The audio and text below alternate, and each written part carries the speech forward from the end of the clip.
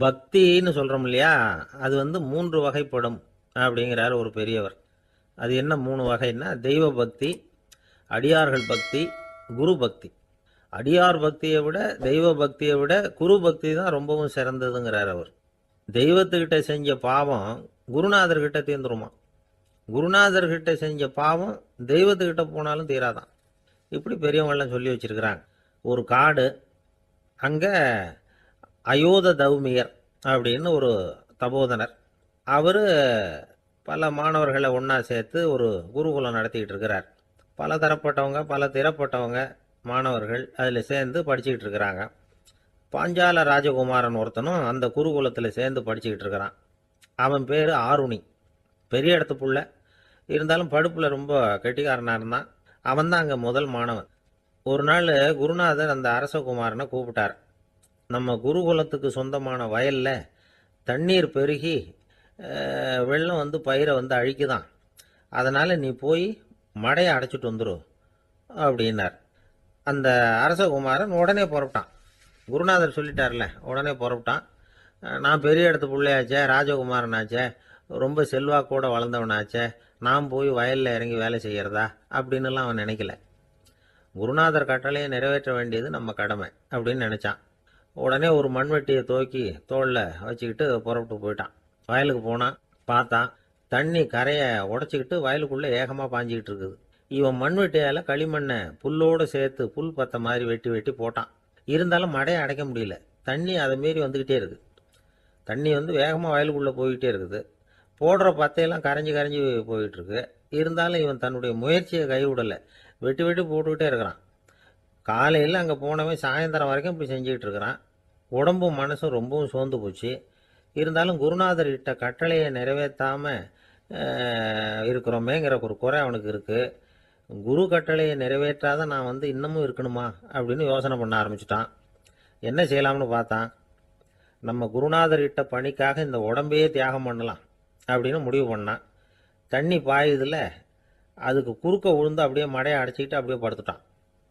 இது மற்றவங்களுக்கு தெரியாது. அன்னைக்கு ராத்திரி ஒரு விளக்கு முன்னாடி உட்காந்து குருநாதர் பிள்ளைங்களுக்கு பாடம் சொல்லி கொடுத்துக்கிட்டு இருக்கிறார். வரிசையில் இருக்கக்கூடிய ராஜகுமாரனை காணலை. நம்ம ஆருணி எங்கே போனா அப்படின்னு சொல்லி மற்ற மாணவர்களை விசாரித்தார்.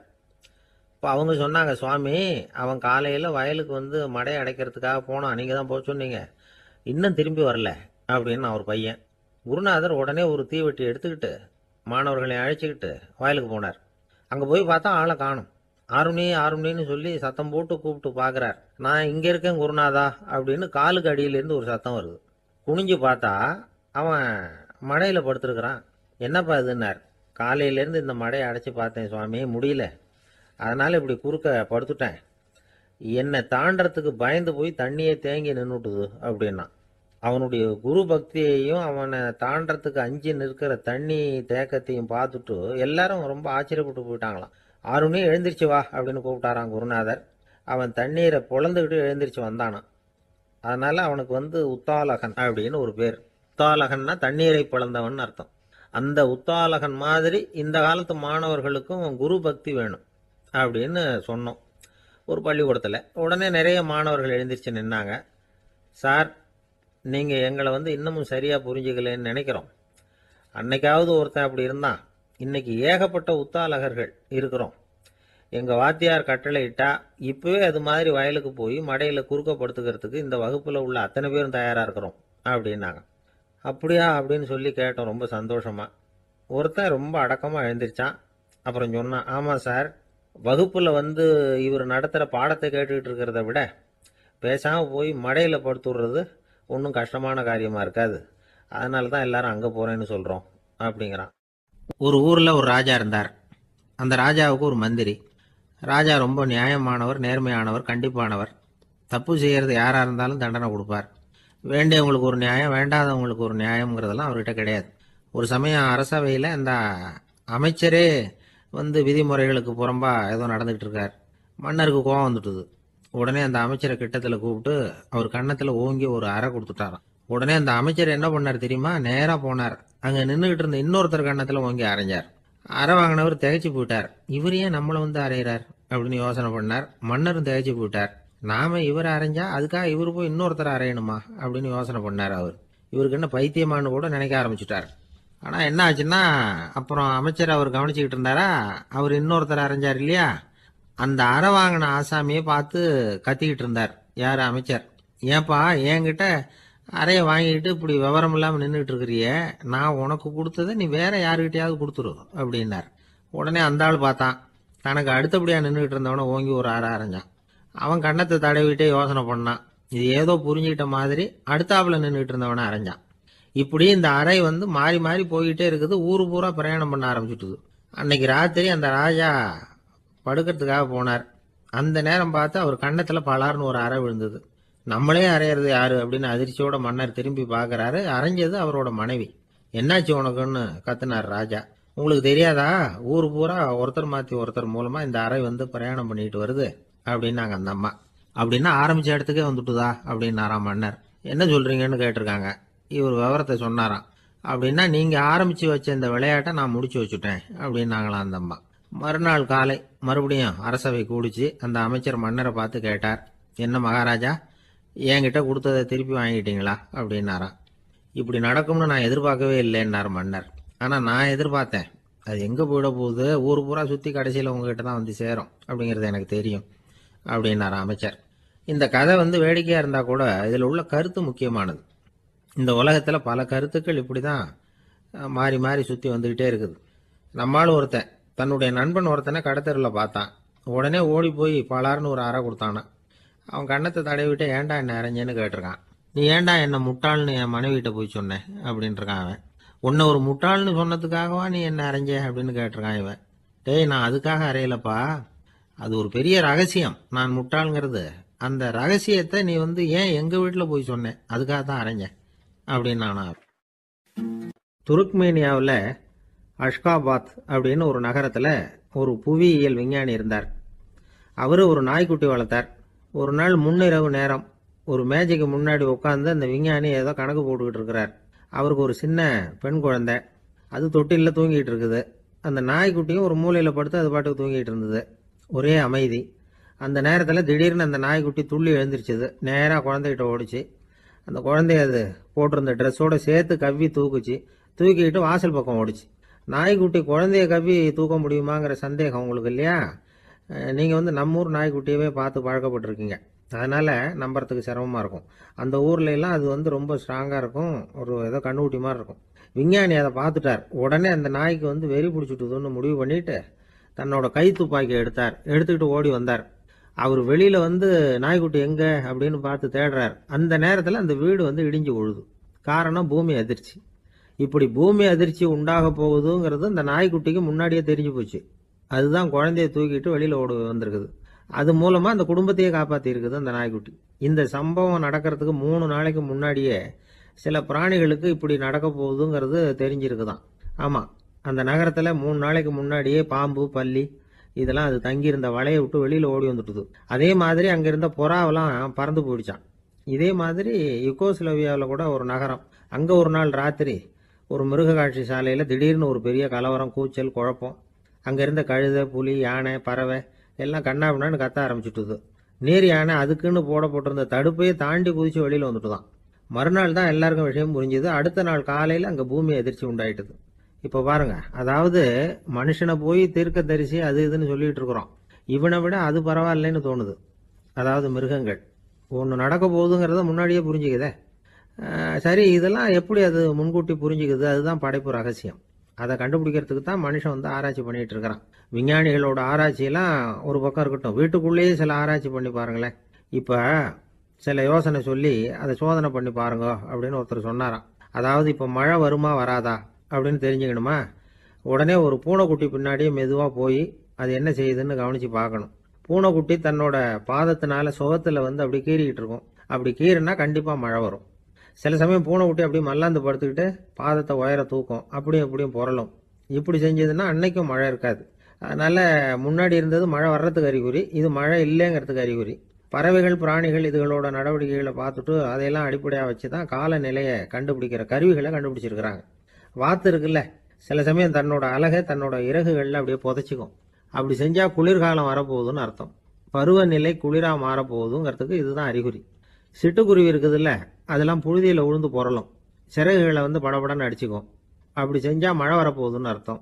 ஒன்று மட்டும் நாம நல்லா தெரிஞ்சுக்கணும், இயற்கையின் சீற்றம்னு சொல்றோம் இல்லையா, இயற்கை ஏன் நம்ம மேல கோவப்படுது? இயற்கையை நாம அனுசரித்து போறதில்ல, அதனால கோவப்படுது. காடுகளை அழிக்கப்படாது, விலங்குகளை கொல்லக்கூடாது, இயற்கை ஏற்படுத்தி வச்சிருக்கிற சமநிலையை கெடுக்கக்கூடாது. அதை புரிஞ்சுக்கிட்டு வாழ்ந்தோம்னா பூமியும் நடுங்காது, நாமளும் நடுங்க வேண்டிய அவசியம் இருக்காது. ஒருத்தர் இருந்தார், சாராய கடைக்கு போனாராம், நிறைய சாப்பிட்டார். அப்புறம் சொன்னார், இது ரொம்ப அற்புதமான சரக்கு போல இருக்கு, உள்ளே போன உடனே இந்த பூமியே நடுங்கிறது மாதிரி இருக்கு எனக்கு அப்படின்னாராம். இதுக்கு கடைக்காரர் சொல்லியிருக்கார், நீங்கள் சாப்பிட்டது வெறும் பச்சை தண்ணி தாங்க, இப்போ ஏற்பட்டிருக்கிறது நிஜம் பூமி அதிர்ச்சி அப்படின்னா. இன்பம் துன்பம் இது ரெண்டும் சேர்ந்தது தான் வாழ்க்கை. இது எல்லாரும் சொல்லிட்டு இருக்கிற ஒரு உண்மை. அது சரி, இது ரெண்டும் வர்றதுக்கு என்ன காரணம்? துறவி ஒருத்தர் யோசிச்சு பார்த்திருக்கார். இன்ப துன்பம் தோன்றுவதற்கு முக்கியமாக 6 காரணங்கள் உண்டு அப்படிங்கிறார் அவர். அது என்னங்கிறத நாமளும் தெரிஞ்சு வச்சுக்குவோமே. இப்போ முதல் காரணம் சுயநலம். ஒரு தாயார் தன்னுடைய சுயநலம் கருதி தன்னுடைய மகன் இன்பமாக இருக்கணும்னு ஆசைப்படுறாங்க. மகனும் அப்படியே ஆசைப்படுறான். அதனால தாயாரின் இன்ப துன்பங்களை பார்த்துட்டு மகனும் இன்ப துன்பம் அடையிறான். அந்த அம்மாவுக்கும் அதே நிலைமை தான். 2வது காரணம் உறவு. நான் துறவியான பிறகு கூட உறவுங்கிற காரணத்தினால தான் தாயாருடைய சுக துக்கங்களை கண்டு நானும் சுக துக்கம் அடைகிறேன், என் தாயாருடைய நிலைமையும் இதுதான் அப்படிங்கிறார் ஒரு துறவி. 3வது காரணம் என்னன்னா அறிமுகம். எனக்கு அறிமுகமான ஒருத்தரை ரயில் நிலையத்தில் சந்திக்கிறேன். அவர் தன்னுடைய பணப்பையை எங்கேயோ தொலைச்சி விட்டு வருத்தப்பட்டு இருக்கிறார். நானும் வருத்தப்படுறேன். அந்த சமயத்தில் யாரோ ஒருத்தர் இதுதானே அவங்க பணப்பை அப்படின்னு சொல்லி கொண்டாந்து நீட்டுறார். பணப்பையை தொலைச்சவர் சந்தோஷப்படுறார், நானும் சந்தோஷப்படுறேன். இது அந்த துறவி சொல்ற அனுபவம். 4வது காரணம் என்னன்னா கருணை. எனக்கு முன்னே பின்ன தெரியாத ஒருத்தனை யாரோ ஒருத்தன் அடிச்சு காயப்படுத்தி போடுறான். கருணை காரணமா நான் அதுக்காக துக்கப்படுறேன். 5வது காரணம் எதையும் நம்புறது. ஒரு பசுமாட்டை ஒரு முரணை அடிச்சுக்கிட்டு இருக்கிறான் அப்படின்னு ஒருத்தர் நம்மகிட்ட சொல்றாருன்னு வைங்க, உடனே நான் துக்கப்படுறேன். இன்னொருத்தர் அந்த முரணனை போலீஸ்காரங்க பிடிச்சிட்டு போயிட்டாங்கன்னு சொல்லி சொல்றாரு, நான் உடனே சந்தோஷப்படுறேன். 3வதா ஒருத்தர் முதல் 2 பேரும் சொன்னது பொய்யுங்கிறார். அப்ப நான் இன்ப துன்பம் ரெண்டுமே இல்லாம நிம்மதியா இருக்கிறேன். இது ஒரு விதம். அடுத்தது 6வது காரணம் என்னன்னா தன்மயமாகுதல். ஒரு நாவல் படிச்சுக்கிட்டு இருக்கிறோம், அதுல வர்ற பாத்திரங்களோட நாம ஒன்றி போயிடுறோம். அதுல வர்ற பாத்திரங்கள் சிரிச்சுதுன்னா நாமளும் சிரிக்கிறோம், அது அழுதுன்னா நாமளும் அழறோம். அதெல்லாம் அந்த துறவி சொல்ற அனுபவ உண்மைகள். இன்ப துன்பம் இது ரெண்டும் தோன்றுவதற்கு சுயநலம், உறவு, அறிமுகம், கருணை, எதையும் நம்புறது, தன்மயமாகிறது, இது எல்லாம் தான் முக்கிய காரணம் அப்படின்னு அவர் சொல்றார். ஆக கூடி ஒட்டு மொத்தமா யோசனை பண்ணி பார்த்தா பிற பொருள்கள் மீது பற்றுதல் காரணமா தான் நாம இன்ப துன்பம் அடையிறோம் அப்படிங்கிறத புரிஞ்சுக்க முடியுது. மனுஷன் இன்ப துன்பம் அடையறதுக்கு 7வது காரணம் கூட ஒன்று உண்டு அப்படின்னு சொல்லிட்டே வந்தார் ஒருத்தர். அது என்ன அப்படின்னு கேட்டோம். அதுதான் சார் இந்த நீங்க சொல்லிட்டு வர்ற இன்று ஒரு தகவல்னார். எப்படி சொல்றீங்கன்னு கேட்டோம். இன்று ஒரு தகவல் கேட்க ஆரம்பிக்கிறப்போ மனசுல இன்பம், ஆரம்பிச்ச உடனே இது ஏற்கனவே கேட்ட சமாச்சாரமாச்சே அப்படின்னு நினைக்கிறப்போ துன்பம் அப்படின்னு அதுக்கு ஒரு விளக்கம் கொடுத்தார் அவர். ஒரு வயசான பாட்டியின் தாத்தாவும் ஒரு பூங்காவில் உட்காந்து பேசிக்கிட்டு இருக்கிறாங்க. அவங்களுக்கு கல்யாணம் ஆகி 53 வருஷம் ஆச்சு. பிள்ளைங்கள்லாம் படிச்சு பெரிய பெரிய வேலையில் இருக்கிறாங்க. பேரன் பேத்திகளும் நல்ல நிலைமையில இருக்கிறாங்க. இந்த தாத்தாவும் பாட்டியும் சிரிச்சு பேசிக்கிட்டு இருந்ததை ஒரு பெரியவர் பார்த்தார். அவருக்கு ஆச்சரியமா இருந்தது. இந்த வயசுலயும் இவ்வளவு அந்யோன்யமா இவங்க பேசிக்கிட்டு இருக்கிறாங்களே அப்படின்னு நினைச்சார். சரி, நேரிலேயே கேட்டுருவோமே அப்படின்னு நினைச்சுக்கிட்டு கிட்ட போனார். உங்க மன வாழ்க்கையின் வெற்றிக்கான ரகசியம் என்ன அப்படின்னு கேட்டார். இதை கேட்டதும் அந்த தாத்தா சிரிச்சுக்கிட்டே பாட்டியை பார்த்தாராம். அதுக்கப்புறம் சொன்னாராம், நான் இந்த அம்மாவை கல்யாணம் பண்ணிட்டதுக்கும் எங்களுடைய இல்வாழ்க்கை இவ்வளவு நாளா பலம் குறையாம மகிழ்ச்சியா இருக்கிறதுக்கும் காரணம் ஒண்ணுதான். அது என்ன காரணம்னா, எங்களுக்கு இடையில பொதுவா நிறைய குறைகள் உண்டு, அதுதான் காரணம் அப்படின்னாராம்.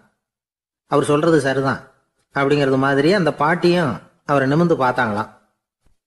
இந்த பெரியவர் மறுபடியும் அந்த பாட்டியை பார்த்து அதே கேள்வியை கேட்டிருக்கார். உங்களுடைய நீண்டகால மன வாழ்க்கைக்கு கிடைச்ச வெற்றி எதனாலேன்னு சொல்ல முடியுமா அப்படின்னு கேட்டாராம். அவங்களும் சிரிச்சுக்கிட்டே பதில் சொன்னாங்களாம். என்ன பதில் தெரியுமா?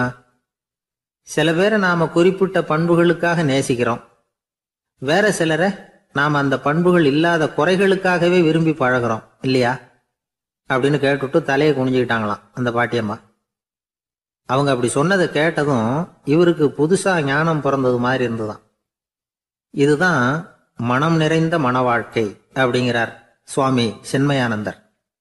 பண்புகளை எப்படி நேசிக்க முடியுதோ அதே மாதிரி பண்புகள் இல்லாத குறைகளையும் நேசிக்க முடியும். மனசுதான் காரணம். ஒரு மேல்நாட்டு தம்பதி, அவங்களும் தாத்தா பாட்டி தான். அவங்க 2 பேரும் ஒரு பூங்காவில் உட்காந்து சிரிச்சு பேசிக்கிட்டு இருக்கிறாங்க. அதை ஒருத்தர் பார்த்தார். அவருக்கு ஆச்சரியம், இவ்வளவு காலம் ஆகி இந்த வயசுலயும் இப்படி அன்பா பேசிக்கிட்டு இருக்கிறாங்களே அப்படிங்கிற ஆச்சரியம். கிட்ட நெருங்கி போனாரு. கேட்டார், ஏன் தாத்தா உங்களுக்கு கல்யாணம் ஆகி எவ்வளவு வருஷம் ஆச்சுன்னார். 55 வருஷம் ஆச்சுன்னாராம் அவரு. இன்னமும் இவ்வளவு சந்தோஷமா இருக்கிறீங்களே, அதுக்கு என்ன காரணம்னு கேட்டிருக்கார். அதுக்கு என்ன காரணம்னா, இதுவரைக்கும் எங்களுக்குள்ள சண்டையே வந்ததில்லை அப்படின்னாராம். அது எப்படி முடியும்னு கேட்டிருக்கார் இவர் ஆச்சரியமா. அந்த தாத்தா சொல்ல ஆரம்பிச்சாராம், இதை பாருப்பா, எங்களுக்கு கல்யாணம் ஆன புதுசுல நானும் என்னுடைய மனைவியும் ஒரு குதிரை மேலே ஏறி ஒரு காட்டு வழியா போய்கிட்டு இருந்தோம். கொஞ்ச தூரம் போனதும் அந்த குதிரை எடக்கு பண்ணிச்சு. நான் உடனே கீழே இறங்கி அந்த குதிரையை பார்த்து, இது உனக்கு முதல் தடவை அப்படின்னு மிரட்டலா சொல்லிவிட்டு ஏறி உக்காந்தேன். மறுபடியும் போனோம். கொஞ்ச தூரம் குதிரை நல்லபடியா நடந்து போச்சு. மறுபடியும் எடக்கு பண்ண ஆரம்பிச்சுட்டுது. நான் கீழே இறங்கினேன். கையில் இருந்த சாட்டையால ஓங்கி ஒரு அடி கொடுத்தேன். இது உனக்கு 2வது தடவை அப்படின்னு சொல்லிவிட்டு ஏறி உக்காந்தேன். மறுபடியும் குதிரை கொஞ்ச தூரம் நல்ல விதமா நடந்து போச்சு. அப்புறமும் எடக்கு பண்ண ஆரம்பிச்சுட்டுது. அந்த சமயத்துல ஒரு ஆற்று பாலத்தை கடந்து போய்கிட்டு இருக்கிறோம். நான் கீழே இறங்கினேன். என்னுடைய மனைவியையும் கீழே இறங்க சொன்னேன். அந்த குதிரையை பிடிச்சி அப்படியே ஆத்துல தள்ளி விட்டுட்டேன். தள்ளி விட்டுட்டு, இது உனக்கு கடைசி தடவை அப்படின்னு சொன்னேன். அதை பார்த்ததும் என் மனைவி பதறி போயிட்டாங்க. போய், ஐயோ பாவம், என்ன இப்படி பண்ணிவிட்டீங்க, உங்களுக்கு மனசுல கொஞ்சம் கூட இறக்கமே இல்லையா அப்படின்னாங்க. நான் மெதுவா இவங்க பக்கம் திரும்பி, இது உனக்கு முதல் தடவை அப்படின்னேன். அவ்வளவுதான். அன்னையிலிருந்து இன்னைய வரைக்கும் ஒரு நாள் கூட எங்களுக்குள்ள சண்டையே வந்ததில்லை அப்படின்னு விளக்கம் கொடுத்தார் அந்த தாத்தா. மனிதர்கள்ல சில பேர் ரொம்ப வித்தியாசமா நடந்துக்குவாங்க. மற்றவங்களுக்கு அது ரொம்ப ஆச்சரியமா கூட இருக்கும். அந்த ஆள் ஒரு மாதிரி பார்த்து நடந்துக்கோ அப்படின்னு கூட சொல்றது உண்டு. இவங்களை பார்த்து நாம பித்து குளியும்போம்.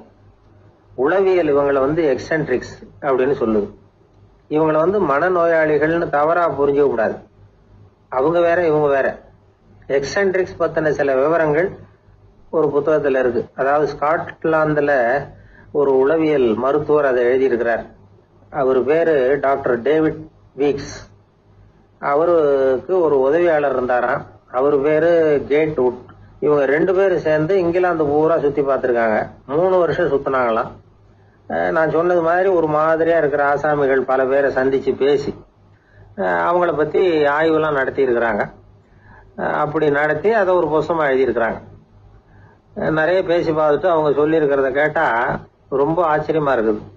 நாம இவங்களை பார்த்து பித்துக்குழிங்கிறோம், எக்ஸென்ட்ரிக்ஸ் அப்படின்னு சொல்றோம், கிண்டல் கூட பண்றோம். ஆனா அவங்களோட அறிவு ரொம்ப தெளிவானதான். இந்த ஆராய்ச்சியாளர்கள் சொல்றாங்க. அவங்க உடல் நலமும் ரொம்ப நல்லா இருக்குதான். உடம்புலயும் எந்த கோளாறும் இல்லையா. அவங்களுக்கு மகிழ்ச்சியும் அதிகமா, ஆயுளும் அதிகமா. அவங்கள பல பேர் என்ன சொல்றாங்கன்னா, நீங்க நினைக்கிறது மாதிரி இல்லை நாங்க, ஆனா நாங்க மற்றவங்கள்ல இருந்து வேறுபட்ட தன்மை உள்ளவங்க அப்படிங்கறத ஒத்துக்கிறாங்களாம்.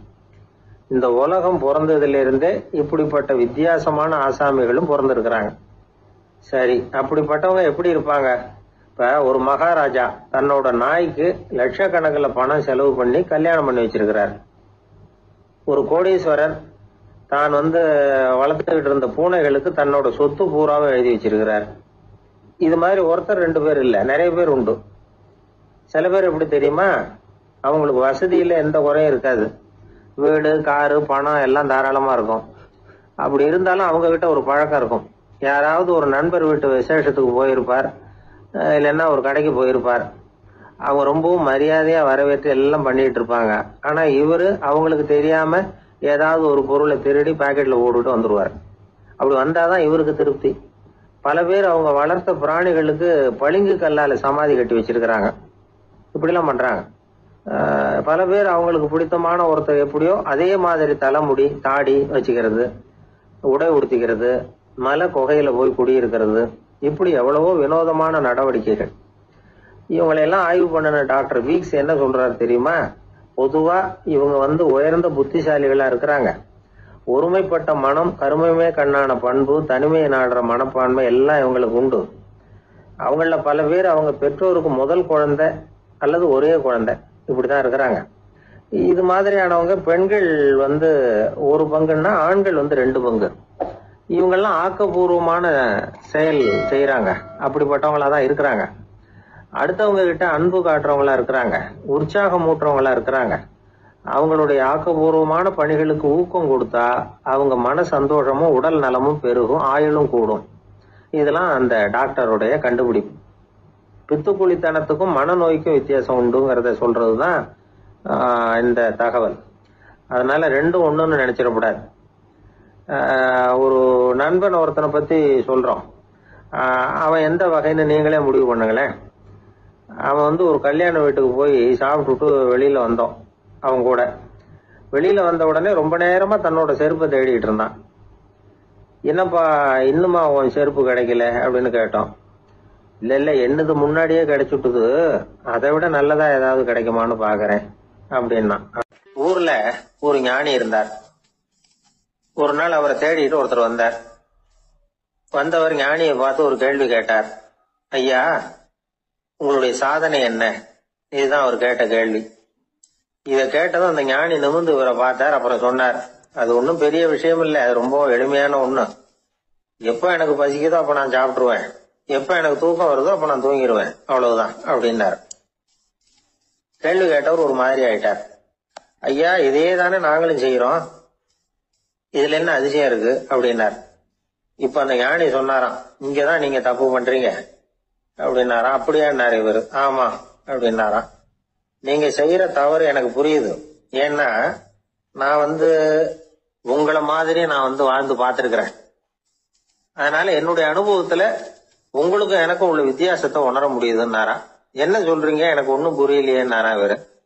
இத பாருங்க, சாப்பிடுறதுங்கிறது நாம 2 பேருக்கும் பொதுவான ஒரு காரியம்தான். ஆனா நீங்க சாப்பிடுறதுக்கும் நான் சாப்பிடுறதுக்கும் வித்தியாசம் இருக்கு அப்படின்னாராம். என்ன வித்தியாசம்னு கேட்டிருக்கார். நீங்க பசி இல்லாத பொழுது சாப்பிடுறீங்க, இப்போ சாப்பிடுற நேரம் வந்துட்டுது அப்படிங்கறதுக்காக சாப்பிடுறீங்க. சாப்பாடு ருசியா இருக்கு அப்படிங்கறதுக்காக சாப்பிடுறீங்க. எது தேவைங்கிறது தெரியாம சாப்பிடுறீங்க. அது மாதிரி தூக்கமும் உங்களுக்கு ஒரு பழக்கமா போட்டுது. இப்போ இது தேவையா இல்லையா அப்படிங்கறத பத்தி நீங்க யோசிச்சு பாக்குறது இல்ல. சாப்பிடும் பொழுது 1000 வேலைகளை மனசுல நினைச்சுக்கிட்டு இருப்பீங்க. அதனால அது சாப்பிடுதலா இருக்காது. அதே மாதிரி நீங்க தூங்கும் பொழுதும் அது தூங்குதலா இருக்காது. ஏகப்பட்ட கனவுகள் வரும். உங்க மனசு மேலும் மேலும் கனவுகளை உருவாக்கி கொண்டே இருக்கும். அதனால எனக்குள்ள நடக்கிறது வேற மாதிரி, நீங்க நினைக்கிற மாதிரி இல்ல. எனக்குள்ள நடக்கிறது எப்படின்னா, நீங்க செய்யறது மாதிரி இல்ல. தூக்க உணர்வு வந்த உடனே தூங்குதல் மட்டுமே நடைபெறும். அதுதான் என்கிட்ட நடக்கிறது அப்படின்னாராம் அந்த ஞானி. இப்ப வித்தியாசம் புரியுதா? அந்த ஞானி சாப்பிடுறத அனுபவிக்கிறார், அது எக்ஸ்பீரியன்ஸ்.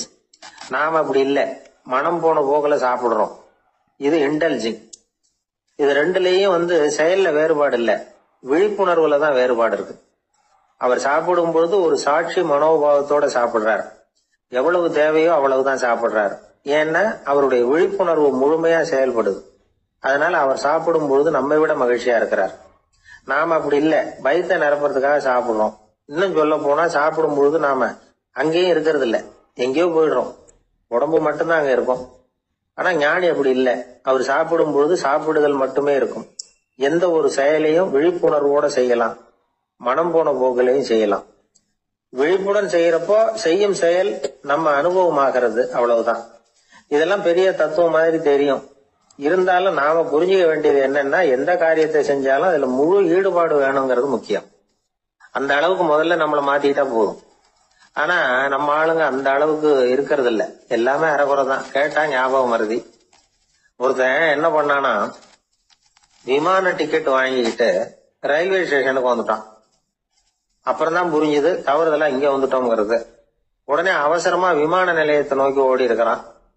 அங்க போய் கவுண்டர்ல கேட்டிருக்கான், மேடம் நான் தவறுதெல்லாம் ரயில்வே ஸ்டேஷனுக்கு போயிட்டேன், இப்ப விமானத்தையும் தவற விட்டுட்டேன், அடுத்த பிளைட்ல எனக்கு இதை மாத்தி தர முடியுமான்னு கேட்டிருக்கான். முடியாதுன்னாங்களாம் அந்த அம்மா. ஏன்னு கேட்டானா, ஏன்னா இப்ப நீங்க வந்திருக்கிறது பஸ் ஸ்டாண்டு அப்படின்னாங்களாம். என்ன சார் உங்க பையன் என்ன செஞ்சுட்டு இருக்கிறான் இப்போ அப்படின்னு கேட்டார் ஒருத்தர். அடிக்கடி கண்ணாடி முன்னாடி நின்று அழகு பார்த்துக்கிட்டு இருக்கிறான் சார் அப்படின்னாரு அப்பா. இளம் பருவம் இப்படிதான் இருக்கும், அதையெல்லாம் சாதாரணமா நினைச்சுடாதீங்க அப்படின்னாரு அவரு. என்ன சார் சொல்றீங்க, கண்ணாடி முன்னாடி நின்றுகிட்டு நேரத்தை வீணாக்கிக்கிட்டு இருக்கான், அதை ஒரு பெரிய விஷயமா நான் நினைக்கணுமா அப்படின்னாரு இவரு. இளம் பருவத்துல இளைஞர்களுக்கும் சின்ன பொண்ணுங்களுக்கும் அடிக்கடி கண்ணாடியில பார்க்கணும்னு தோணும். அது வெறுமனே அழகு பார்க்கறது மட்டும் இல்ல, அவங்க தங்களையே தேடி கண்டுபிடிக்கிற ஒரு முயற்சி அது. இது ஒரு மனோதத்துவ விளைவு. இது வரைக்கும் சின்ன பிள்ளையா இருந்துட்டோம், இனிமே நாமளும் மற்றவங்க மாதிரி மனிதர்கள் தான் அப்படிங்கிற உணர்வு அவங்களுக்கு வருது. தங்களோட முகம் எப்படி இருக்குது, அழகு எப்படி இருக்கு, உடம்பு நேரம் எப்படி இருக்கு, முடி எப்படி இருக்கு அப்படிங்கறதெல்லாம் கண்டுபிடிக்கிறாங்க. அதுக்கப்புறம் இன்னொரு ஆணோ பொண்ணோ தன்னை கவனிக்கணும் அப்படின்னு நினைக்கிறாங்க. இதெல்லாம் மனோதத்துவ உண்மைகள், இதெல்லாம் இயற்கை. இதை பார்த்துட்டு பெத்தவங்க பிள்ளைங்க கெட்டு போட்டாங்க அப்படின்னு நினைக்கக்கூடாது, அவங்கள திட்டிகிட்டே இருக்கக்கூடாது. இன்னைக்கு பல குடும்பங்கள்ல இதுதான் நடந்துகிட்டு இருக்குது. மனுஷ வாழ்க்கையிலேயே இப்படியும் இல்லாத அப்படியும் இல்லாத ஒரு பருவம் இளம் பருவம். 13ல இருந்து 19 வயசுக்கு உட்பட்ட ஆண்கள் பெண்கள் இந்த வகையை சேர்ந்தவங்க, டீனேஜ் குரூப். இவங்கள சின்னவங்கன்னு நினைச்சிட முடியாது, பெரியவங்கன்னு நினைச்சிட முடியாது. இவங்க ரொம்ப சென்சிட்டிவ். சமூகம் நினைச்சா இவங்களை நல்லவங்களாவும் ஆக்கலாம், கெட்டவங்களாவும் ஆக்கலாம். கொஞ்சம் அக்கறை எடுத்துக்கிட்டா பெரிய பெரிய மேதைகளையும் விஞ்ஞானிகளையும் உருவாக்கலாம். ஆனா நடக்கிறது என்ன தெரியுமா, அநேகமா இவங்களை யாருமே சரியா புரிஞ்சுக்கிறது இல்ல, இவங்களை சரியா நடத்துறதும் இல்லை. இது வரைக்கும் நாம சொல்றதை கேட்டுக்கிட்டு இருந்தான், இப்பெல்லாம் அவன் இஷ்டத்துக்கு நடக்க ஆரம்பிச்சுட்டான் அப்படின்னு வருத்தப்படுற பெற்றோர்கள் அதிகம். இது வருத்தப்படுற விஷயம் இல்ல, சந்தோஷப்பட வேண்டிய விஷயம். உங்க புள்ள சொந்தமா யோசிக்க ஆரம்பிக்கிறதும் நடந்துக்க ஆரம்பிக்கிறதும் ஒரு தப்பான விஷயமா? அவன் கடைசி வரைக்கும் உங்க பேச்சையே கேட்டுக்கிட்டு இருக்கணுங்கிறது என்ன நியாயம்? இன்னைக்கு இளைஞர்களை பெரியவங்க தப்பா புரிஞ்சுக்கிட்டு தவறா நடத்துறதுனாலதான் அவங்களுக்கு வெறுப்பு, எரிச்சல், மனக்கசப்பு எல்லாம் உண்டாகுது.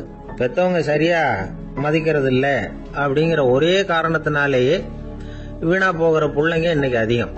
சரி, பெத்தவங்களுக்கு இன்னைக்கு என்னதான் புத்தி சொல்ல வர்றீங்க அப்படின்னு கேக்குறீங்களா? நாம எதையும் சொல்ல வரல, ஆனா அது சம்பந்தமான சில நிபுணர்கள் சொல்லி இருக்கிறத உங்க காதுல போட்டு வைக்கலாம். அது என்னன்னா, பிள்ளைங்க கிட்ட அன்பு செலுத்துங்க. குழந்தையா இருந்தப்போ எவ்வளவு பாசமா இருந்தீங்க, வளர வளர அதை ஏன் குறைச்சிக்கிறீங்க? பெத்தவங்களின் அன்பான வார்த்தைகளுக்கு ஏங்குறவங்க தான் இன்றைய இளைஞர்கள். அவங்க எதை சொன்னாலும் அதை அக்கறையா காது கொடுத்து கேளுங்க, அலட்சியப்படுத்தாதீங்க.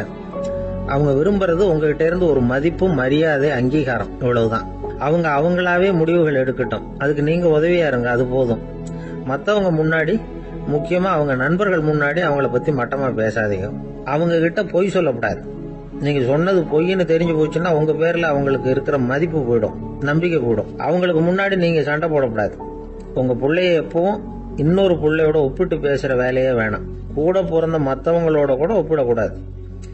இப்படி செஞ்சா அவன் உங்ககிட்டயும் பிரியமா இருக்க மாட்டான், அவங்க கிட்டயும் பிரியமா இருக்க மாட்டான். புள்ள எங்க போறான், என்ன பண்றான் அப்படின்னு எல்லாம் துப்பறிஞ்சிட்டு இருக்க கூடாது. இளைஞர்கள் தனிமையை விரும்புறவங்க. அவங்கள பெட்டியில வச்சு மூடி பாதுகாக்கணும்னு நினைக்க கூடாது.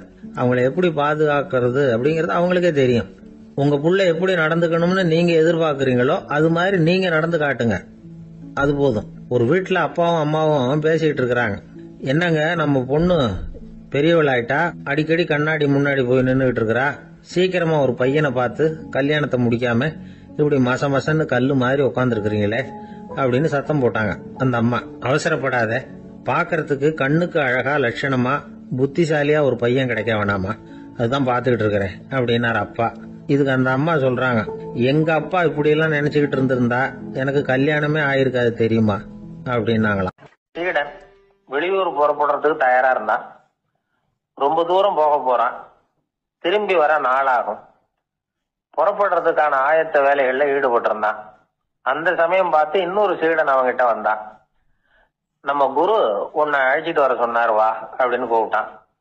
இவன் உடனே புறப்பட்டு போனான். குருநாதரை பார்த்தான், அவர் காலில் விழுந்து வணங்கினான். வணங்கிவிட்டு எழுந்திரிச்சான். அவ்வளவுதான். குரு ஏதாவது உபதேசம் பண்ணுவாருன்னு எதிர்பார்த்தான். ஆனா நடந்தது என்ன தெரியுமா? குரு அவனுக்கு ஓங்கி ஒரு அடி கொடுத்தார். எதிர்பாராம இந்த அடியை வாங்கினதும் அந்த சீடன் அதிர்ந்து போயிட்டான். பக்கத்துல இருந்த மற்ற சீடர்களும் திகைச்சு போய் நின்னுட்டாங்க. அடி வாங்கின சீடனுக்கு மனசுக்குள்ள குழப்பம், நாம என்ன தப்பு பண்ணணும், புறப்படுற நேரத்துல இப்படி குரு கிட்ட அடி வாங்குற மாதிரி ஆயிட்டுதே அப்படின்னு நினைச்சு மனசுக்குள்ள ரொம்ப வேதனைப்பட்டான். கொஞ்சம் துணிச்சலை வரவழைச்சுக்கிட்டு குருநாதர்கிட்டயே கேட்டுட்டான், சுவாமி, நான் என்ன தப்பு பண்ணினேன்? என்ன இப்படி அடிச்சுட்டீங்களே, ஒரு வார்த்தை கூட உங்களை எதிர்த்து நான் பேசினது இல்லையே, இவ்வளவு காலமா உங்க விருப்பத்துக்கு விரோதமா ஒரு காரியம் கூட நான் செஞ்சது இல்லையே, வந்ததும் வராததுமா ஒண்ணுமே சொல்லாம என்ன அடிச்சுட்டீங்களே, குருவே நான் செஞ்ச குற்றம் தான் என்ன அப்படின்னு கண்ணீரோட பரிதாபமா கேட்டானா அந்த சீடன். ஆனா அந்த குரு முகத்துல கொஞ்சம் கூட கோபம் இல்லை. அவர் சிரிச்சுக்கிட்டே நின்றுகிட்டு இருந்தாராம். அதுக்கப்புறம் சொன்னாராம், என்னுடைய அருமை சீடனே, நீ ஒரு தவறும் பண்ணல. நான் உன்னை அடிச்சது நீ ஏதோ தப்பு பண்ணிவிட்டேங்கிறதுக்காக இல்ல.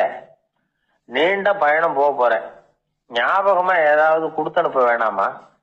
நீ ஞானம் பெற்ற பிறகுதான் திரும்பி வர போறேங்கிறது எனக்கு தெரியும். அதுக்கு பிறகு உன்னை வந்து அடிக்க முடியுமா? அதனால இப்ப கிடைச்சிருக்கிற இந்த வாய்ப்பை பயன்படுத்திக்கிட்டேன். அப்போதைக்கு இப்பவே அடிச்சுட்டேன், அவ்வளவுதான், வேற ஒண்ணும் இல்லை அப்படின்னாராம். குரு சிரிச்சுக்கிட்டே இப்படி சொல்றார். இருந்தாலும் இதுவும் ஒரு உபதேசம் தான். அதிர்ச்சிகளால வந்து விழிப்படைய வைக்கிறதும் ஒரு வழிதான். இது வந்து ஜென் வழி. பெரும்பாலும் அதிர்ச்சியின் மூலமாகவே ஞான தரிசனத்தை அருள்கிறவர்கள் தான் ஜென் குருமார்கள். நம்ம தியானம் தான் ஜென். இந்தியாவில இருந்து இது சீனாவுக்கு போய் கொஞ்சம் பேர் மாறி வளம் பெற்று ஜப்பான்ல ஜென் ஆகி வளர்ந்துருக்குது, அவ்வளவுதான். ஜென்கிறது தியானம். எதை நினைச்சும் தியானிக்கிறது இல்ல, எல்லாத்துலயும் தியானம் இருக்கிறதா சொல்லுது ஜென். பேசுறது, இருக்கிறது, நடக்கிறது, சாப்பிடுறது, சிரிக்கிறது, தூங்குறது, தொழில் செய்யறது அல்லது சும்மா இருக்கிறது எல்லாமே தியானம் தான். ஜென்கிறது ஒரு சுய தரிசனம், தன்னைத்தானே அடையாளம் கண்டுகொள்கிறது தான் அது. இல்லாத எதையும் தேடி கண்டுபிடிக்கிறது இல்ல. சென் மார்க்கத்தை பத்தி ஓஷோ என்ன சொல்றாரு தெரியுமா? காணாமல் போன தன்னுடைய மூக்கு கண்ணாடி தன்னுடைய மூக்கின் மேல் இருப்பதை கண்டுகொள்வது போன்றது சென் அப்படிங்கிறார். நம்மால் இன்னொருத்தர் முகத்தை ரொம்ப நேரமா உத்து பார்த்துக்கிட்டு இருந்தார். என்ன பாக்குறீங்கன்னாரு அவரு. நீங்க போட்டிருக்கீங்களே மூக்கு கண்ணாடி, அதை தான் பாக்குறேன்னாரு இவரு. நீங்க அப்படி பாக்குறதுக்கு விசேஷ காரணம் ஏதாவது உண்டான்னு கேட்டார் இவர். உண்டுன்னார். என்னன்னு கேட்டார். நேத்திக்கு காணாம போன என்னோட மூக்கு கண்ணாடி அது அப்படின்னாராம் இவர். ஒரு ஊர்ல ஒரு ராஜா இருந்தார். அவர் ஒரு பூனை வளர்த்தார். ரொம்ப செல்லமா அவர் அந்த பூனையை வளர்த்தார். அவர் என்ன பண்ணுவார் தெரியுமா? இரவு நேரத்துல அந்த பூனையோட தலையில ஒரு விளக்க வச்சிருவார். அந்த பூனை ரொம்ப ஜாக்கிரதையா அந்த விளக்கு கீழே விழுந்துடாம பாத்துக்கும். தலையை ஆட்டாம ரொம்ப நிதானமா ராஜா பின்னாடி நடந்து போய்கிட்டே இருக்கும். அந்த விளக்கு வெளிச்சத்துல எல்லா வேலைகளையும் செஞ்சிருவார். கையில ஒரு விளக்க தனியா எடுத்துட்டு போக வேண்டிய அவசியமே இல்லை. விளக்க தூக்கிட்டு போற வேலையை அந்த பூனை பார்த்துக்கும். அதனால ராஜாவுக்கு அந்த பூனை மேல ரொம்ப பிரியம். மந்திரிகளை எல்லாம் கூப்பிட்டு அவங்க கிட்ட சொல்லுவார், பாத்தீங்களா இந்த பூனை எவ்வளவு விசுவாசமா நடக்குது, என் பேர்ல எவ்வளவு மரியாதை பாத்தீங்களா அதுக்கு அப்படிம்பார். இதை கேட்டுவிட்டு அங்கிருந்த அமைச்சர்கள் ஒருத்தர் சொன்னார், மன்னா நீங்க சொல்றது சரிதான், இருந்தாலும் இந்த பூனையோட விசுவாசத்தை நாம கொஞ்சம் சோதிச்சு பார்க்க வேண்டியிருக்கு அப்படின்னாராம். சரி, உங்க ஆசையை ஏன் கெடுக்கணும், நல்லா சோதிச்சு பாருங்க அப்படின்னு சொல்லிவிட்டார் ராஜா. உடனே அந்த அமைச்சர் என்ன பண்ணார் தெரியுமா? எங்கேயோ புறப்பட்டு போனார். ஒரு 5-6 எலிகளை பிடிச்சிட்டு வந்தார். அரண்மனையில் ராஜா ஏதோ வேலை பார்த்துக்கிட்டு இருக்கிறாரு. பக்கத்தில் அந்த பூனை ரொம்ப பணிவா நின்றுகிட்டு இருக்குது. அது தலையில விளக்கு எரிஞ்சுக்கிட்டு இருக்கு. அமைச்சர் தான் பிடிச்சிட்டு வந்த எலிகளை அந்த பூனை பார்வையில் படுறது மாதிரி எதிரில் விட்டார். அந்த எலிகள்லாம் அங்கேயும் இங்கேயும் ஓட ஆரம்பிச்சுது. அதை பார்த்தது பூனை, அவ்வளவுதான். தலையில இருக்கிற விளக்கை பத்தியும் கவலைப்படல, ராஜாவை பத்தியும் கவலைப்படல. ஒரே பாய்ச்சலா பாஞ்சு எலிகளை துரத்த ஆரம்பிச்சுட்டுது. தலையில இருந்த விளக்கு எங்கேயோ போய் விழுந்தது, அணைஞ்சு போச்சு. இருட்டுல ராஜா தடுமாற ஆரம்பிச்சுட்டார். இந்த சமயத்துல அந்த அமைச்சர் மறுபடியும் விளக்கை ஏத்தினார். வெளிச்சம் வந்தது. அதுக்கப்புறம் அந்த அமைச்சர் பேசினார். அரசே, பூனையோட விசுவாசத்தை பாத்தீங்களா? எலி அது கண்ணுல படுற வரைக்கும் தான் விசுவாசமா இருந்தது. அது மாதிரி எலியை பார்த்ததும் எல்லாத்தையும் விட்டுட்டு அதை துரத்த ஆரம்பிச்சுட்டு பாத்தீங்களா? தான் அந்த பூனையை பத்தி நினைச்சது தப்புங்கிறது அதுக்கப்புறம் தான் அந்த ராஜாவுக்கு புரிஞ்சுதான். சரி, இப்ப எதுக்கு இந்த கதையெல்லாம் அப்படிங்கிறீங்களா? இந்த பூனை மாதிரி தான் நம்ம மனசும். மனசை எவ்வளவுதான் பயிற்சி கொடுத்து பக்குவமா வச்சிருந்தாலும் பார்க்கறதுக்கு பரமசாது மாதிரி தான் இருக்கும். பார்க்க வேண்டியதை பார்த்துட்டுதுன்னா பாஞ்சிரும். இந்த பூனை மாதிரி புலன் இன்ப பொருள்கள் கிட்டாத வரைக்கும் மனம் அடங்கி இருக்கிறது மாதிரி தான் தெரியும். கொஞ்சம் வாய்ப்பு கிடைச்சாலும் அது குதிக்க ஆரம்பிச்சிரும், தப்பு பண்ண ஆரம்பிச்சிரும். பெரிய பெரிய முனிவர்கள் வாழ்க்கையில நடந்த வீழ்ச்சி இதை தான் நிரூபிக்குது.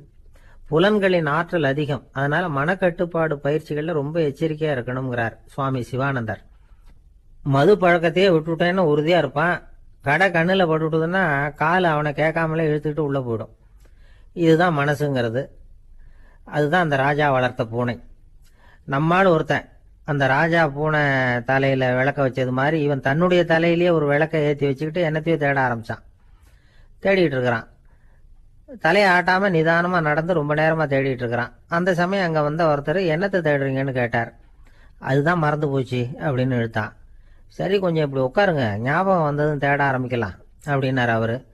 இவன் கொஞ்ச நேரம் உட்காந்து யோசிச்சான். அப்புறம் திடீர்னு எழுந்திரிச்சான். ஞாபகம் வந்துட்டுதுன்னா. என்னன்னு கேட்டார். எங்க வீட்டில் இருந்த விளக்க எங்க வச்சேன்னு தெரியல, அதை தான் தேடிட்டு இருக்கிறேன், ஏற்றி வைக்கலாம்னு பார்க்குறேன் அப்படின்னா. ஒரு ராஜா இருந்தார். நாடு பூராவும் நிறைய மரங்களை நட்டு வளர்க்கணுங்கிறது அவரோட ஆசை. தானே அதுக்கு முன்மாதிரியா இருக்கணும்னு நினைச்சார். அரண்மனையை சுற்றி மரங்களை நட்டு வளர்த்தார். இதை பார்த்துட்டு ஜனங்களும் அவங்கவுங்க வீட்டை சுற்றி மரக்கன்றுகளை நட்டு வளர்த்தாங்க. கொஞ்ச காலத்தில் ஊர் பூரா பசுமையாக மாறிச்சு. எல்லாருக்கும் சந்தோஷமா இருந்தது. இது ஒரு பக்கம் இருக்கட்டும். இப்போ நான் சொல்ல போகிற கதை வேற.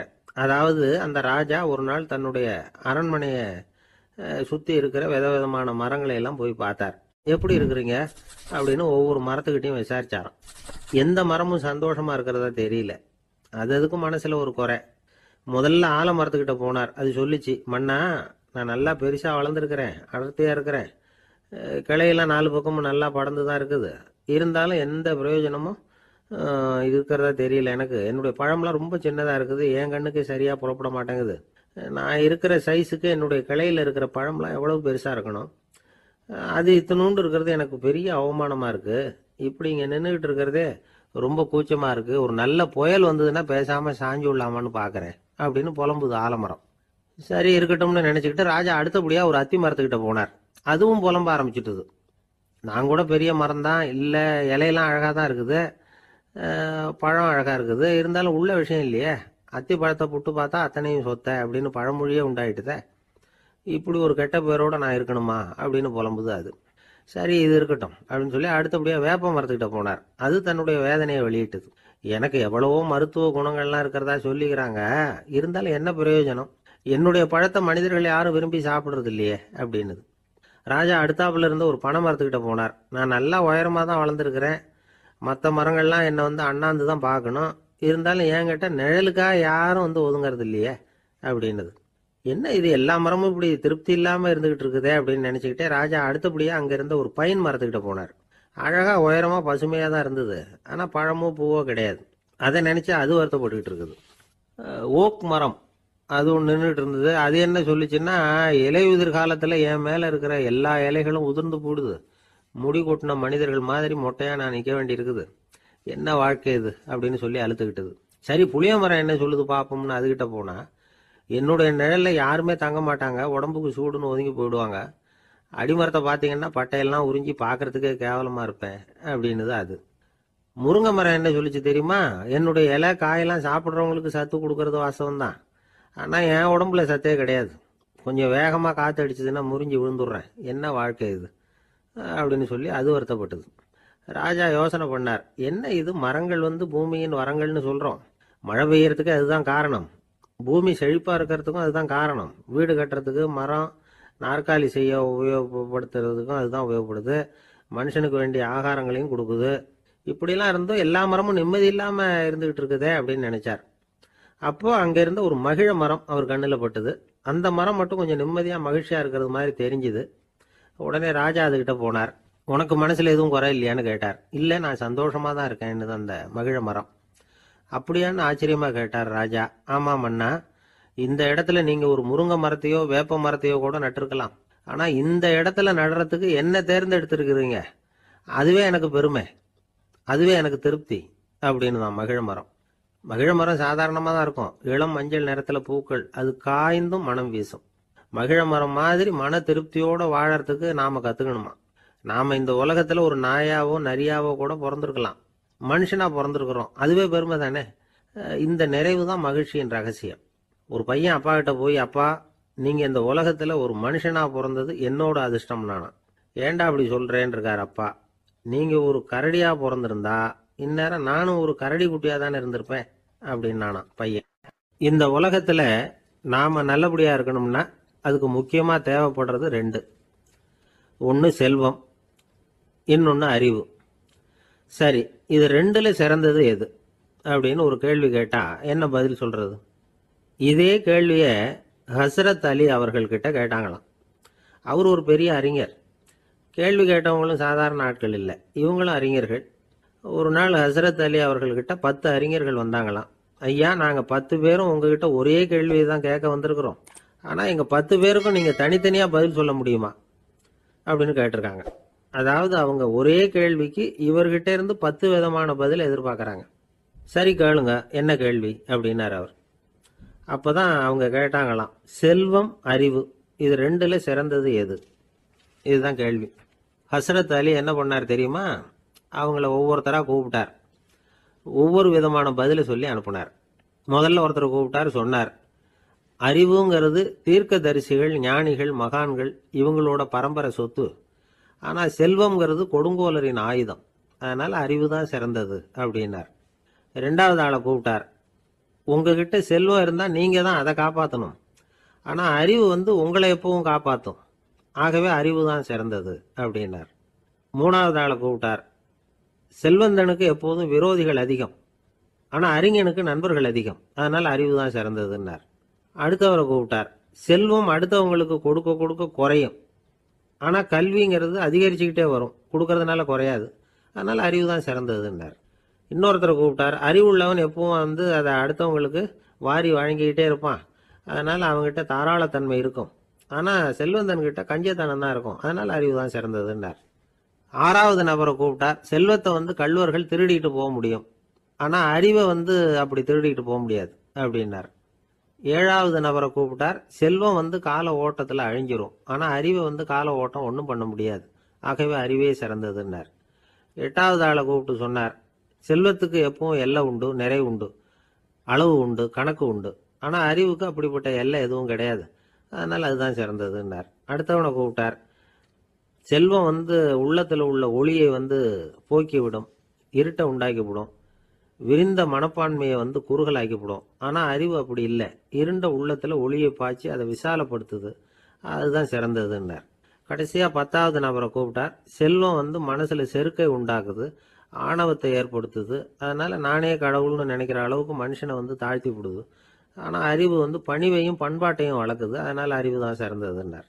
ஆக இப்படி 10 பேருக்கும் 10 விதமாக பதில் சொன்னது மூலமாக ஹசரத் அலி அவர்கள் அறிவு தான் செல்வத்தை விட சிறந்தது அப்படிங்கிறதுக்கு 10 காரணங்களை சுட்டி காட்டியிருக்கார்.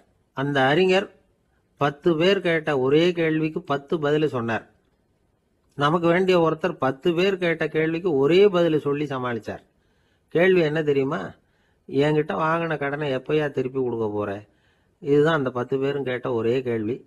இந்த மாதம் 26ஆம் தேதி தந்துடுறேன் அப்படிங்கிற ஒரே பதில் சொல்லி அவ்வளவு பேரையும் இவர் அனுப்பி வச்சுட்டாராம். எல்லாரும் போனதுக்கு அப்புறம் இவரை தனியாக கூப்பிட்டு கேட்டிருக்கிறாங்க. அது என்ன சார் கணக்கு, 26ஆம் தேதி அன்னைக்கு என்ன அதிசயம் நடக்க போகுது அப்படின்னு கேட்டிருக்காங்க. அதிசயம் அன்னைக்கு இல்லை, அதுக்கு முத நாளே நடக்க போகுதுன்னாராம். விவரமாக சொல்லுங்கன்னு இருக்காங்க. வேற ஒன்றும் இல்லைங்க, 26ஆம் தேதி தானே எல்லாரையும் வர சொல்லியிருக்கிறேன், அதுக்கு முத நாளே நான் புறப்பட்டு தலைமறைவாயிட போறேன் அப்படின்னாராம் ரொம்ப பெருமையா. ஒரு தடவை கலைவாணர் NS கிருஷ்ணன் பேராசிரியர் கல்கியை சந்திச்சு பேசிக்கிட்டு இருந்தாராம். கலைவாணர் கல்கியை பார்த்து, எனக்கு கதை எழுத ஆசையா இருக்கு, எப்படி எழுதுறதுன்னு கேட்டாராம். கதை எழுதுறதுக்கு 4 மை வேணும்னாராம் கல்கி. அப்படியா, அப்படின்னா என்னென்ன கலர் மை அப்படின்னு கேட்டிருக்காரு கலைவாணர் சிரிச்சுக்கிட்டே. நான் சொன்னது கலர் மை இல்லை, அது வேற மை. அதாவது கதை எழுதுறதுக்கு தேவைப்படுகிற 4 மை எதுன்னா, 1 திறமை, 2 பேணாமை, 3வது தனிமை, 4வது பொறுமை அப்படின்னாராம். உடனே கலைவாணர், உங்க யோசனை அருமை அப்படின்னாராம். அதுதான் கலைவாணர். பொதுவா எழுத்தாளர்கள் எழுதுற மாதிரி நடந்துக்கிறது இல்லை, ஆனா கலைவாணர் என்ன சொல்லுவாரோ அதே மாதிரி நடந்துக்குவார். எல்லாருக்கும் எல்லாம் கிடைக்கணுங்கிற கருத்தை சினிமா படங்கள்ல வலியுறுத்துவார். அதே மாதிரி நடைமுறை வாழ்க்கையிலேயே எல்லாருக்கும் எல்லாமும் கொடுப்பார். பணம், பதவி, புகழ் இப்படி எதுவுமே இல்லாத ஒரு சாதாரண மனுஷனா இருந்தா கூட இவர் மனுஷனுக்கு கொடுக்கிற மரியாதையில கொஞ்சமும் குறைச்சல் இருக்காது. இந்த குணம் சாதாரணமா எல்லாருக்கும் இருக்கிறது இல்லை. அவரு சினிமா தியேட்டருக்கு போய் சினிமா பாக்குறது வழக்கம். அவரு வந்திருக்கிறாருங்கிறது தெரிஞ்சா போதும், வெளியில பிச்சைக்காரங்க கூடிடுவாங்க. இது அவருக்கு தெரியும். வெளியில நம்மளை நம்பி ஒரு கூட்டம் காத்துக்கிட்டு இருக்குமேன்னு நினைப்பாரு. உடனே ஒரு 100 ரூபா நோட்டை கொடுத்து சில்லறையா மாத்திட்டு வர சொல்லுவார். படம் முடிஞ்சு வெளியில வர்றப்போ சில்லறையோட வருவார். எல்லாருக்கிட்டையும் கொடுத்துருவார். ஏன்னா எல்லாரும் தேடிட்டு வருவாங்க அவரை. என்ன எல்லாரும் சௌக்கியமா இருக்கிறீங்களா அப்படின்னு பிரியமா விசாரிப்பார். ஏதோ ரொம்ப நெருங்கின சொந்தக்காரங்களை விசாரிக்கிறது மாதிரி விசாரிப்பாரு. தன்கிட்ட இருக்கிற சில்லறையை எல்லாருக்கும் சமமா பிரிச்சு கொடுத்துட்டு தான் அங்கிருந்து புறப்படுவார்.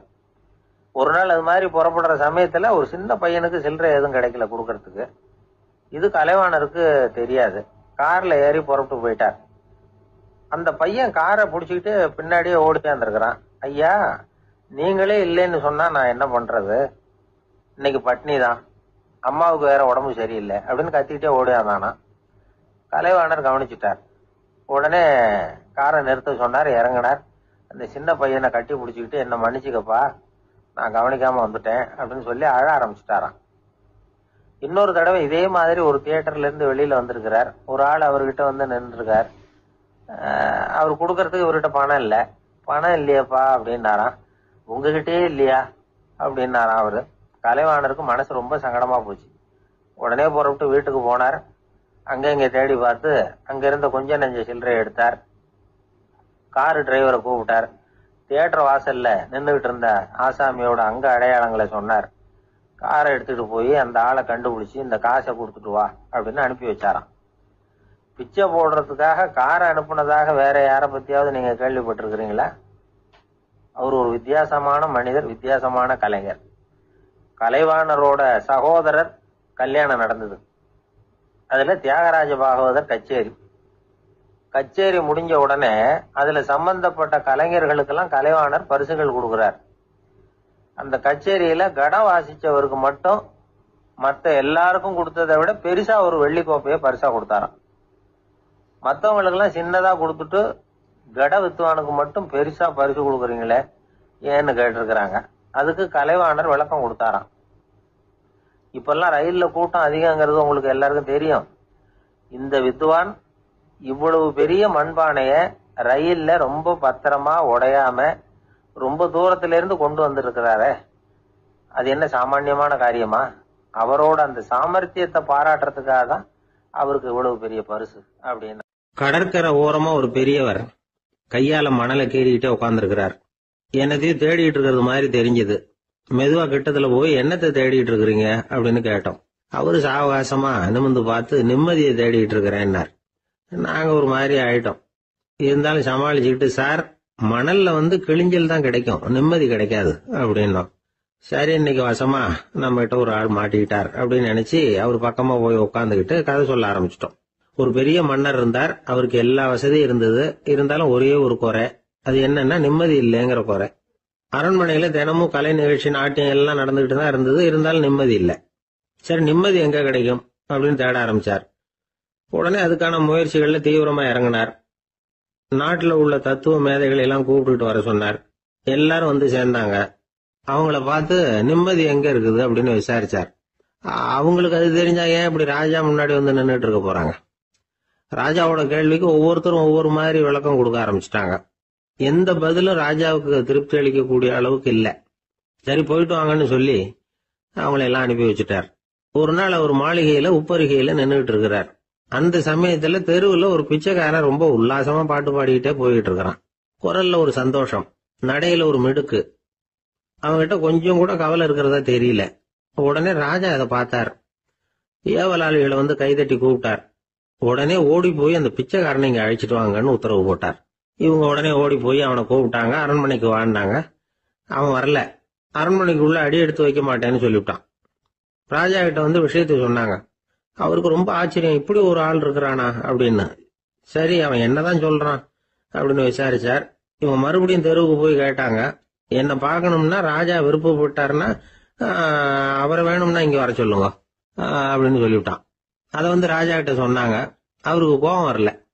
இவ்வளவு சுதந்திர உணர்வோட இருக்கிறவன் சாதாரண ஆளா இருக்க முடியாது அப்படின்னு நினைச்சார். உடனே கிடுகிடுன்னு இறங்கி தெருவுக்கு வந்தார். பிச்சைக்காரங்கிட்ட போனார். நீ கவலைப்படாம சந்தோஷமா பாடிட்டு போறியே, அது எப்படி முடியுது உன்னால அப்படின்னு கேட்டார். ஏன் அப்படி கேக்குறீங்கன்னு அவன், அதுக்கு இல்ல, எனக்கு அரண்மனையில எவ்வளவோ சுகபோகங்கள்லாம் இருக்கு, இருந்தாலும் நிம்மதி இல்ல. இது ஏன்னு எனக்கு தெரியல. இந்த தேசத்துல உள்ள அறிஞர்களை எல்லாம் கூப்பிட்டு கேட்டு பார்த்துட்டேன், அவங்களுக்கும் தெரியல. உன்னை கேட்டா தெரியும்னு நினைச்சேன். அதனாலதான் சந்திக்கிறதுக்கு ஆசைப்பட்டேன். ஆனா நீ வரமாட்டேன்னுட்டியே அப்படின்னார். பிச்சைக்காரன் கடகடன்னு சிரிக்க ஆரம்பிச்சுட்டான். மகிழ்ச்சிக்கும் உங்களுக்கும் தடையா இருக்கிறது இந்த மாளிகை தான். இதை விட்டுட்டு வெளியில வந்துட்டா நிம்மதி தேடிட்டு வந்துரும்னா. நான் அரசன், எனக்குன்னு கடமைகள் இருக்கு, அதையெல்லாம் விட்டுட்டு எப்படி வர முடியும்னார் ராஜா. ரெண்டும் ஒரே நேரத்துல கிடைக்கணுங்கிறது முடியாத காரியம். உங்க சுகபோகத்துக்கு விலையாதான் உங்க நிம்மதியை கொடுத்துக்கிட்டு இருக்கிறீங்க. என்ன பாருங்க, என்கிட்ட எதுவும் இல்ல, அதனால எதுவும் போயிடுமோங்கிற பயமும் இல்ல, நிம்மதியா இருக்கிறேன் அப்படின்னா அவன். ராஜா உடனே சந்தோஷப்பட்டு தன்னுடைய மேலங்கியை எடுத்து அவனுக்கு பரிசா கொடுத்தாராம். அவன் சிரிச்சுக்கிட்டே அதை வாங்க மாட்டேன்னு விட்டானான். இதை நீங்க எனக்கு கொடுக்கறதுனால எந்த பயனும் இல்ல, அதே நேரத்துல அதை வாங்கிட்டேன்னா அடுத்த வினாடியிலிருந்து அதை எப்படி காப்பாத்துறதுங்கிற கவலை எனக்கு வந்து சேர்ந்துரும், அப்புறம் தூக்கம் வராது, நிம்மதி போயிடும் அப்படின்னானா. சொல்லிவிட்டு அவன் பாட்டுக்கு சந்தோஷமா பாடிக்கிட்டே போயிட்டான். நிம்மதி எங்க இருக்குங்கிறதையும் ராஜா தெரிஞ்சுக்கிட்டார். அந்த இடத்துக்கு தன்னால போக முடியாதுங்கிறதையும் அவர் புரிஞ்சுக்கிட்டார். இப்படி இந்த கதைய அந்த கடற்கரையில மணலை கீறிக்கிட்டே உட்கார்ந்துருந்தார அந்த பெரியவர்கிட்ட சொல்லி முடிச்சோம். அவர் முகத்துல ஒரு தெளிவு தெரிஞ்சது. எங்களை நிமிர்ந்து பார்த்தார். ரொம்ப நன்றிங்க, இப்ப எனக்கு தெரிஞ்சு போச்சு. நிம்மதி வேணும்னா அதுக்கு என்ன பண்ணணும்னு இப்ப நல்லா புரிஞ்சுக்கிட்டேன் அப்படின்னார். என்ன புரிஞ்சுக்கிட்டீங்கன்னு கேட்டோம். இனிமே இந்த பக்கம் வந்தா உங்க கண்ணுல படாத இடமா பார்த்து உட்காரணும்னு புரிஞ்சுக்கிட்டேன் அப்படின்னார். ஆரம்ப காலத்துல ஒரு குரு, அப்போ ஒரு சீடன் இருந்தான். அது வேடிக்கையான குரு, வேடிக்கையான சீடன். ஒரு ஆசிரமம். ஒரு நாள் ஒருத்தன் அவசரமா அந்த குருவை தேடி வந்திருக்கிறான். என்ன விஷயம்னு விசாரிச்சார் குரு. உங்க சீடர் என்னை அடிச்சுட்டார் அப்படின்னு புகார் பண்ணானா அந்த ஆள். குரு சீடனை கூப்பிட்டார். அடிச்சியா இந்த ஆளை அப்படின்னு கேட்டாராம். ஆமான் இருக்கான் சீடன். ஏன் அடிச்சே அப்படின்னு கேட்டாராம். இந்த ஆள் உங்களை பத்தி மட்டமா பேசிவிட்டான், என்னால அதை தாங்கிக்க முடியல, அதனாலதான் அடிச்சுட்டேன் இருக்கான். அப்படி என்ன பேசினா அப்படின்னு கேட்டாராம். உன்னுடைய குருநாதர் இப்பெல்லாம் அர்த்தமில்லாம பேச ஆரம்பிச்சுட்டார் அப்படின்னு சொல்லிவிட்டான், அதனாலதான் அடிச்சுட்டேன் அப்படின்னானா. அதுக்காக அடிச்சே அப்படின்னாராம்.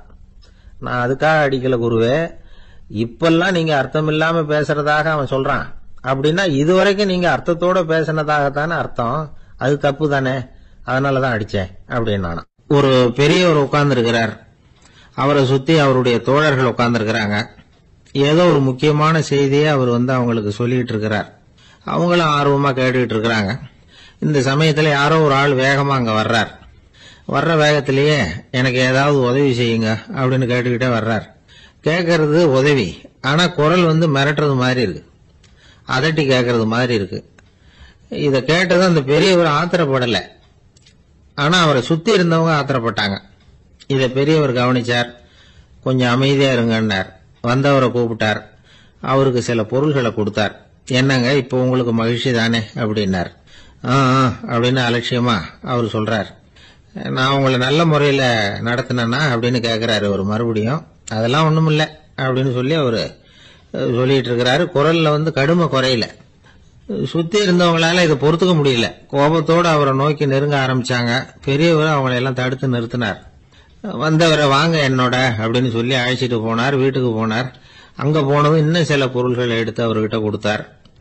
இப்ப திருப்தி தானே, நான் உங்ககிட்ட நல்ல முறையில நடந்துகிட்டேனா அப்படின்னார். அவர் முகம் இப்பதான் கொஞ்சம் மலர்ந்தது. ரொம்ப நன்றி, இறைவன் உங்க குடும்பத்துக்கு எல்லா நன்மைகளையும் செய்வான் அப்படின்னு சொன்னார். இதே வார்த்தைகளை என்னுடைய தோழர்கள் கிட்டே சொல்லிட்டீங்கன்னா அவங்க கோபம் தணிஞ்சிரும், வர முடியுமான்னார்.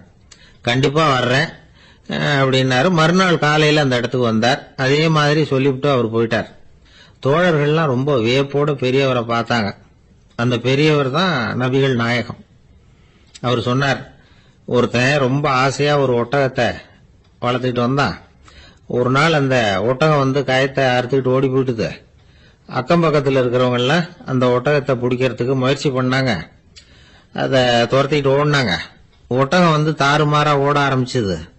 இந்த சமயத்துல ஒட்டகத்தை வளர்த்தவன் அங்க ஓடி வந்தான். நீங்க அதை ஒன்னும் செய்ய வேணாம், விட்டுருங்க, அதோட சுபாவம் எனக்கு நல்லா தெரியும், அதை சுலபமா என்னோட வழிக்கு கொண்டுட்டு வந்துட முடியும், நான் பாத்துக்கிறேன், விட்டுருங்க அப்படின்னா. எல்லாரும் விலகி போயிட்டாங்க. இவன் என்ன செஞ்சான் தெரியுமா? கொஞ்சம் புல்ல கையில எடுத்துக்கிட்டு அந்த ஒட்டகத்தை நெருங்கினான். அவ்வளவுதான். அது ஓடி இவன் காலடியில உட்காந்துக்கிட்டது. செல்லமா அதை அப்படியே தடவி கொடுத்தான். முதுகுல ஏறி உட்காந்துக்கிட்டான். அது பாட்டுக்கு சாதுவா நடந்து போகுது. இந்த கதையை நபிகள் நாயகம் தம்முடைய தோழர்களுக்கு சொல்றார். ஒட்டகத்தை மட்டும் இல்ல, சில மனிதர்களையும் கூட சில விதத்துல அணுகிதான் அவர்களை சீர்திருத்த வேண்டியிருக்குது அப்படிங்கறத அவங்களுக்கு உணர்த்தினார். இது ஒரு அழகான உளவியல் அணுகுமுறை. சில குடும்ப தலைவர்கள் கூட இந்த ஒட்டகம் மாதிரி நடந்துகிறது உண்டு, அப்புறம் அடங்கி போறதும் உண்டு. ஒரு குடும்ப தலைவர் காலையில எழுந்திரிச்சதுல இருந்து சத்தம் போட்டு கத்திக்கிட்டு இருப்பார். பக்கத்துல இருந்தவங்கலாம் ஓடி போய் சமாதானம் பண்ணி பார்த்தாங்க. அவர் ஓயறது மாதிரி தெரியல. கடைசியில் அவர் மனைவி வந்தாங்க. நீங்க எல்லாம் விலைக்கு போயிடுங்க, அவரு சுபாவம் எனக்கு தெரியும், நான் பாத்துக்கிறேன் அப்படின்னாங்க. சரின்னு எல்லாரும் போயிட்டாங்க. சாயந்தரமா பாக்குறாங்க, அவர் சத்தம் இல்லாம ஒரு மூலையில உட்கார்ந்துருக்கிறார். ரொம்ப சாதுவா. ஆச்சரியமா இருந்தது. என்னம்மா பண்ணீங்கன்னு கேட்டாங்க.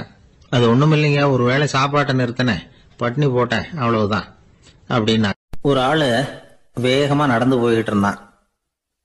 அவன் வேகமா நடக்கிறதுக்கு காரணம் வெயில் காலம், காலில் செருப்பு இல்லை, மணல் பாதை, அதுதான் வேகம். காலில் செருப்பும் இல்லாம கையில குடையும் இல்லாம அந்த ஆளு வெயில்ல நடந்து போய்கிட்டு இருக்கிறான். அந்த சமயத்துல இன்னொருத்தன் குதிரை மேல ஏறி அந்த வழியா வந்துகிட்டு இருக்கிறான். அவன் காலில் செருப்பும் இருந்தது, கையில குடையும் இருந்தது. நடந்து போய்கிட்டு இருந்தவன் அந்த குதிரை ஆசாமியை பார்த்து கேட்டான், ஐயா, நீங்களும் குதிரை மேல உட்காந்துக்கிட்டு போய்கிட்டு இருக்கிறீங்க, அப்படி இருக்கிறப்போ உங்களுக்கு அந்த செருப்பு என்னத்துக்கு? அதை எனக்கு கொடுத்து உதவலாமே அப்படின்னா. குதிரை மேல உட்காந்துருந்தவன் யோசனை பண்ணி பார்த்தான். இவன் சொல்றது நியாயம்தானே அப்படின்னு சொல்லி தன்னுடைய செருப்பை கழட்டி அந்த வழிபோக்கனுக்கு கொடுத்துட்டான். ரொம்ப நல்லதுங்க அப்படின்னு சொல்லி இவன் அதை வாங்கி காலில் மாட்டிக்கிட்டான். அதுக்கப்புறம் மறுபடியும் ஆரம்பிச்சான், ஐயா, நீங்க குதிரையில போறதுனால போக வேண்டிய இடத்துக்கு வேகமா போய் சேர்ந்துருவீங்க, அதனால உங்க கையில் அந்த குடை என்னத்துக்கு? நான் நடந்து போயிட்டு இருக்கிறவன், ரொம்ப நேரம் நடக்க வேண்டியிருக்கும் இந்த வெயில்ல, அதனால அந்த குடையையும் எனக்கு கொடுங்களேன் அப்படின்னா. குதிரை வீரன் யோசனை பண்ணி பார்த்தான், இதுவும் நியாயம்தானே அப்படின்னு அவனுக்கு தோணுச்சு. உடனே இறக்கப்பட்டு தன் காலில் இருந்த செருப்பை கொடுத்தது மாதிரியே தன் கையில் இருந்த குடையையும் இவங்கிட்ட கொடுத்துட்டான். அதுக்கப்புறம் அவன் நிம்மதியா புறப்பட்டான். இப்ப மறுபடியும் கை தட்டி அவனை நிறுத்தினான். கீழே நின்றுட்டு இருந்தவன், என்னப்பா, ஏன் என்ன நிறுத்தின? இன்னும் ஏதாவது வேணுமா உனக்கு அப்படின்னா குதிரையில இருந்தவன்.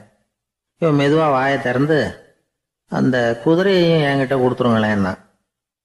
அந்த குதிரை வீரன் இப்போ ஒரு கணம் யோசனை பண்ணி பார்த்தான். உடனே என்ன பண்ணான் தெரியுமா? தன்கிட்ட இருந்த குதிரை சவுக்கை எடுத்தான். குதிரை சவுக்கால அந்த ஆளை வாங்குவாங்கன்னு வீசி தள்ளிவிட்டான்.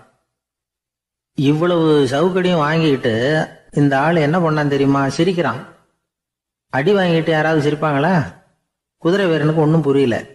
என்னப்பா அது, ஏன் இப்படி அடி வாங்கிட்டு இப்படி சிரிக்கிறியே அப்படின்னு கேட்டான். இப்ப அந்த வழிபோக்கன் சொல்றான், ஐயா, நான் இப்படி சிரிக்கிறதுக்கு காரணம் இருக்கு. இப்படி குதிரை கேட்டு உங்ககிட்ட அடி வாங்கலேன்னு வச்சுக்கோங்க, என் உயிர் உள்ள வரைக்கும் மனசுல ஒரு தவிப்பு இருந்துகிட்டே இருக்கும். செருப்பையும் கொடையையும் கேட்ட உடனே கொடுத்தவன் குதிரையையும் கேட்டிருந்தா கொடுத்துருப்பானோ அப்படிங்கிற பேராசையில ஏங்கிக்கிட்டே இருந்திருப்பேன். இப்போ உங்ககிட்ட அடி வாங்கின பிறகு என்னுடைய அந்த சந்தேகம் தீர்ந்து போச்சு. என்னுடைய ஆசைக்கு எல்லை எது அப்படிங்கிறத எனக்கு புரிஞ்சுட்டுது அப்படின்னு சொல்லிவிட்டு அவன் நடக்க ஆரம்பிச்சுட்டானான். ஆசைக்கும் எல்லை உண்டு அப்படிங்கிறத விளக்கறதுக்காக வாரியார் சுவாமிகள் சொல்ற கதை இது. இந்த காலத்திலயும் ஒருத்தன் அது மாதிரி கொடை செருப்போட குதிரையில போய்கிட்டு இருந்தான். எதிரில் நடந்து வந்தவன், ஐயா, உங்க கொடையை எனக்கு கொடுங்களேன்னு கேட்டான். உடனே அவன் குதிரையிலிருந்து கீழே குதிச்சு அவனை சாட்டையால் அடிக்க ஆரம்பிச்சுட்டான். இன்னொருத்தர் அந்த வழியா வந்தவர் இதை பார்த்தார். ஏன்பா, அவன் கேட்டான், உன்னால முடியலன்னா இல்லைன்னு சொல்லிட வேண்டியது தானே, அதுக்காக ஏன் இப்படி அவனை போட்டு அடிக்கிறேன்னு கேட்டார். உங்களுக்கு விவரம் புரியாது சார், காலம் ரொம்ப கெட்டு போச்சு. கேட்டதை கொடுத்தேன்னு வச்சுக்கோங்க, இந்த குதிரையே என்னோடது, அவன் திருடிக்கிட்டு போறான் அப்படின்னு என் பேர்ல புகார் கொடுக்க ஆரம்பிச்சிருவான் சார் அப்படின்னா. அது எப்படி அவ்வளவு உறுதியா சொல்றேன்னு கேட்டார் அவரு. ஏற்கனவே அது மாதிரி ஒருத்தன் பேர்ல புகார் கொடுத்துட்டு தான் இந்த குதிரையை நான் தள்ளிட்டு வந்துகிட்டு இருக்கிறேன் அப்படின்னார். ஒரு பெரிய தத்துவ சிந்தனையாளர் இருந்தார், சுவாங்சு அப்படின்னு பேரு. அவருடைய மனைவி ஒரு நாள் திடீர்னு காலமாயிட்டாங்க. ஐயோ பாவம், அவர் ரொம்ப வருத்தப்படுவார், போய் ஆறுதலாக 4 வார்த்தை பேசிவிட்டு வரலாம் அப்படின்னு நினச்சிக்கிட்டு நிறைய பேர் அவரை தேடிட்டு வந்தாங்களாம். வந்தவங்களுக்கு ஆச்சரியம், ஏன்னா இவர் வருத்தப்பட்டுக்கிட்டு இருப்பார் அப்படின்னு தானே எதிர்பார்த்தாங்க. அப்படி இல்லை, தாளம் போட்டுக்கிட்டு உட்காந்துருக்கிறார். தாளத்துக்கு தகுந்த மாதிரி பாட்டு வேற பாடிக்கிட்டு இருக்கிறார். என்ன மனுஷன் இவர், கொஞ்சம் கூட கவலை இல்லாமல் இப்படி இருக்கிறாரு அப்படின்னு நினைச்சாங்க. ஒருத்தர் துணிஞ்சு அவர்கிட்ட கேட்டுவிட்டார், என்னங்க இது இப்படி அப்படின்னு. அதுக்கு அவர் என்ன சொன்னார் தெரியுமா? இதை பாருங்க, என்னுடைய மனைவி பிறக்கிறதுக்கு முன்னாடி அவளுக்கு உயிரும் கிடையாது, உடலும் கிடையாது. அதுக்கு பிறகுதான் உயிர் வந்தது, உடல் வந்தது, அந்த உருவம் வந்தது. இப்போ என்ன ஆச்சு? அந்த உருவமும் உயிரும் போயிட்டுது, அவ்வளவுதானே. வந்தது போயிட்டுது. இளவேனில் காலம், இலையுதிர் காலம், பனிக்காலம், இப்படி பருவங்கள் மாறி மாறி வருது இல்லையா? அது மாதிரி பிறப்பும் இறப்பும் மாறி மாறி வருது. இது இயற்கை. இதுக்காக அழுதா அது எப்படி அப்படின்னாராம். ஞான தெளிவு அடைஞ்சவங்களுக்கு எல்லாமே சுகம்தான். திருவள்ளுவரும் அதைத்தான் சொல்றார். உறங்குவது போலும் சாக்காடு, உறங்கி விழிப்பது போலும் பிறப்பு. தூங்குறதுக்கெல்லாம் நாம் வருத்தப்பட்டுக்கிட்ட இருக்கிறோமா? இன்னைக்கு தூங்க வேண்டியிருக்குதே, இன்னும் கொஞ்சம் நேரத்தில் நான் தூங்க வேண்டியிருக்கு அப்படின்னு சொல்லி யாராவது அழுதுகிட்டு இருப்பாங்களா? அதனால் இந்த உலக வாழ்க்கையினுடைய இயல்பை யதார்த்தத்தை நாம் தெளிவாக புரிஞ்சுக்கணும். அப்படி புரிஞ்சுக்கிட்டா நாம் கவலை இல்லாமல் வாழ முடியும். ஒரு வயசான தாத்தா பாட்டி 60 வருஷத்துக்கு முன்னாடி அவங்களுக்கு கல்யாணம் ஆச்சு. ஒன்றாவே வாழ்ந்தாங்க, ஒன்றாவே இறந்து போனாங்க. இப்போ அவங்க 2 பேரும் சொர்க்கத்துக்கு போய் சேர்ந்தாங்க. அங்கே எல்லா வசதியும் இருந்தது. ஒரு பெரிய பங்களாவே இவங்களுக்கு ஒதுக்கி கொடுத்தாங்களாம். இதுக்கு எவ்வளவு வாடகைன்னு கேட்டார் தாத்தா. வாடகையெல்லாம் கிடையாது, இலவசம் அப்படின்னார் அங்கே இருந்தவர். அந்த வீட்டுக்கு பின்னாடி ஒரு பெரிய புல்வெளி இருந்தது. இதில் விளையாட ஏதாவது கட்டணம் உண்டான்னு கேட்டிருக்கார் தாத்தா. அதெல்லாம் ஒன்றும் கிடையாது, பணம்லாம் கட்ட வேண்டியதில்லை அப்படின்னார் அவர். பக்கத்தில் ஹோட்டல் மாதிரி ஒரு பெரிய கட்டடம், உள்ள சாப்பாட்டு மேஜைகள், அது மேலே விதவிதமான பலகாரங்கள். சாப்பாட்டுக்கெல்லாம் எவ்வளவு அப்படின்னு விசாரிச்சாராம் தாத்தா. அதுதான் சொன்னேனே, இங்கே எல்லாமே இலவசம்தான், எது வேணும்னாலும் சாப்பிட்லாம், எவ்வளவு வேணும்னாலும் சாப்பிட்லாம் அப்படின்னாராம். நீங்கள் சொல்கிறீங்க அப்படி, ஆனால் நான் சர்க்கரை சேர்த்துக்கப்படாது, உப்பு சேர்த்துக்கப்படாது, பாட்டி கையால் எப்பவும் பத்திய சாப்பாடு தான் அப்படின்னாராம் தாத்தா. இதை பாருங்கள், இங்கே உங்களுக்கு அந்த கவலையும் வேண்டியதில்லை.